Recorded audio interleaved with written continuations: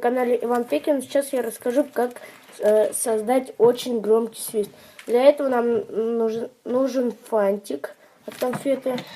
Мы от этого фантика отрезаем маленькую полосочку.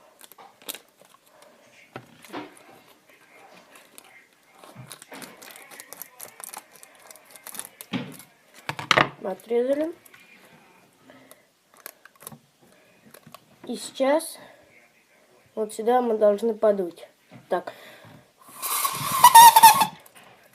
Сейчас. Он не такой громкий. Получается такой очень громкий свист. Подписывайтесь на мой канал. И в следующем видео я расскажу, точнее покажу очень классный фокус.